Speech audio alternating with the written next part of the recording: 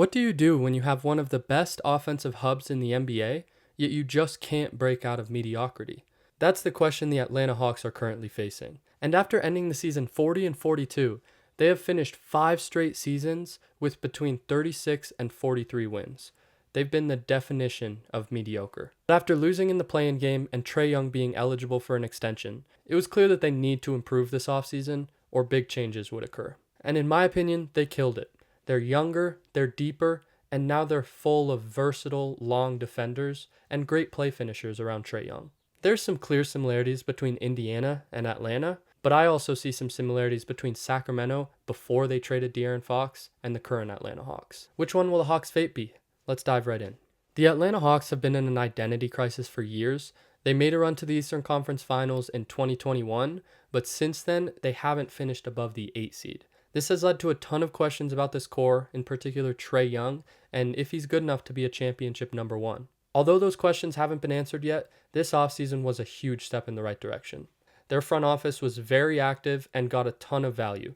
They started off by trading for Kristaps Porzingis. There's obviously an injury risk there, but in my opinion, the potential impact makes it very worth it. And they barely even gave up a rotation piece. Niang played every once in a while. I like Terrence Mann, but he wasn't even a part of their core. And then included their second first-round pick in this year, number 22, and then a future second-rounder.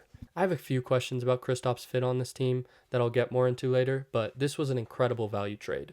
On draft night, they also stayed active, trading their 13th pick for the Pelicans' 23rd pick and New Orleans' 2026 unprotected first, which is one of the most valuable assets in the league.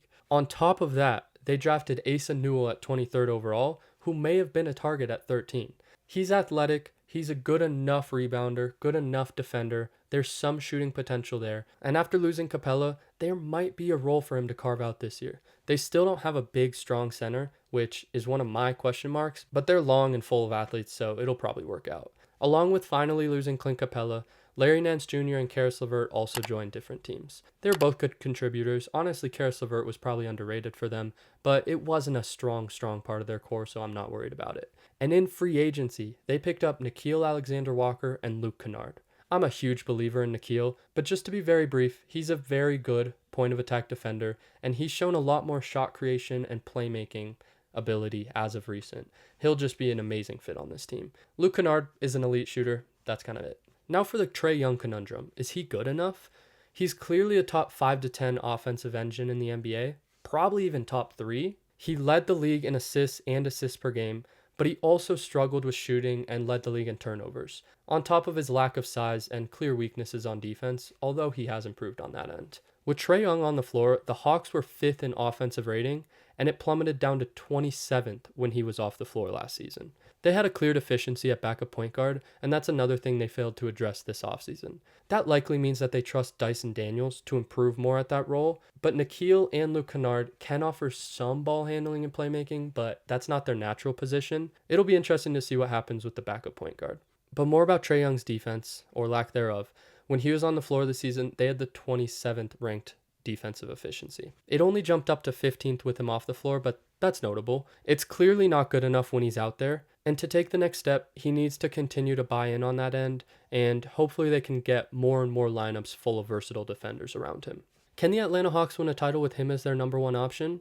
In my opinion, yes. This team has been built around Trae Young with all of that versatility, athleticism, length, and even just having so many great play finishers like Zachary Rissache, Onyeka Okongwu, even drafting Asa Newell. I think the biggest obstacles for them is fixing that defense. They have the talent there. It's just going to be about Trae Young buying in and also being able to hide him enough. And on the offensive side, I would love to see Quinn Snyder run the offense like Rick Carlisle does with Halliburton in Indiana. If Trae Young can improve more off-ball and we get more Jalen Johnson, Nickeil Alexander-Walker, Dyson Daniels, whoever it is running more plays with the ball in their hands, and drawing up things for Trae off ball, I think that would unlock a whole different part of this team. And on the same note, Trae just needs to be more efficient and less turnover prone. And I think it can happen if he's in the right system. I mentioned that he's extension eligible. He's got 2 years left on his deal. Second one is a player option.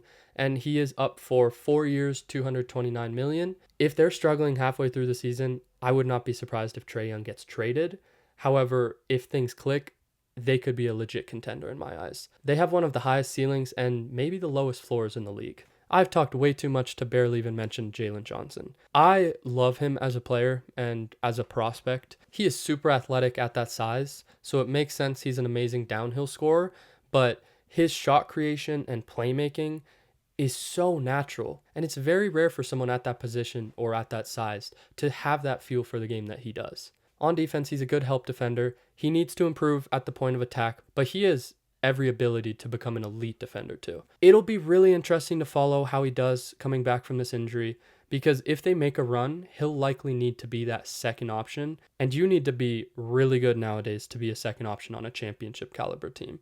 Kristaps will take a lot of pressure off of him, but I'm excited to watch him this season. Another one of their young, versatile players that I love is Zachary Rees-Sachet.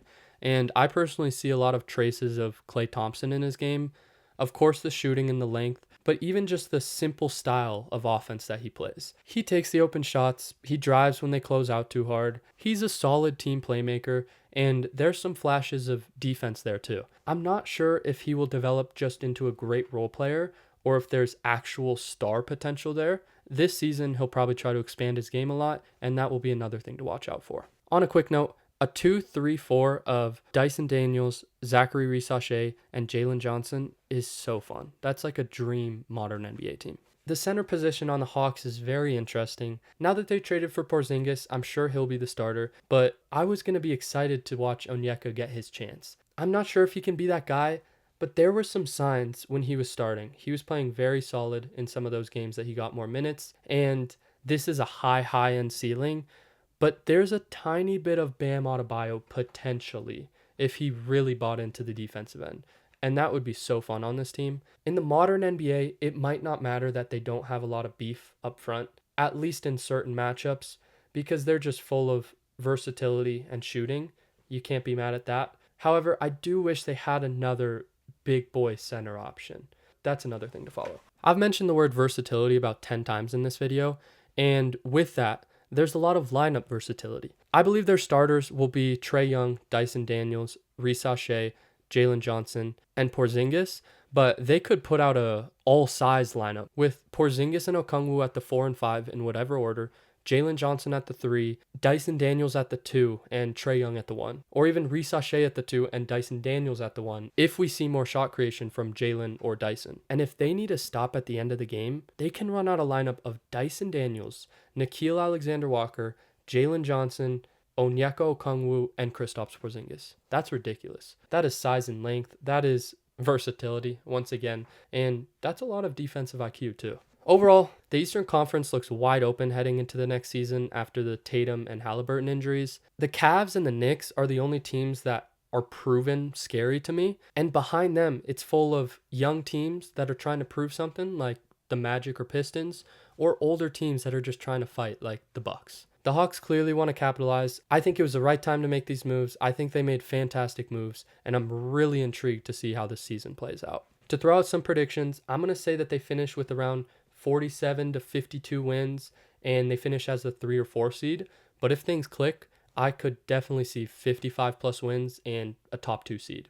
I love their length. I love their athleticism, like their depth. And if Jalen Johnson or Dyson Daniels or even Nickeil Alexander-Walker can provide Trae that secondary ball handling, and Trae buys in off ball and on defense, the sky's the limit. I also love Quinn Snyder as a coach. He's a great developer and has some great offensive schemes. This team is clearly in the right direction, but we'll see. I could see an outcome for the Atlanta Hawks where they're the number 1 seed and they go on a deep playoff run. But if injuries happen or things don't click and they get another, say, 40 to 45 wins, I don't think Trae Young will be an Atlanta Hawk a year from now. So this season will be fascinating. And then they're just building around Jalen Johnson and someone new. I have 2 questions for you to end this video. Can Trae Young be the number 1 option on a championship winning team? And what are your expectations for the 2026 Atlanta Hawks? I hope you all enjoyed the video, and I'll see you again soon, breaking down another NBA team.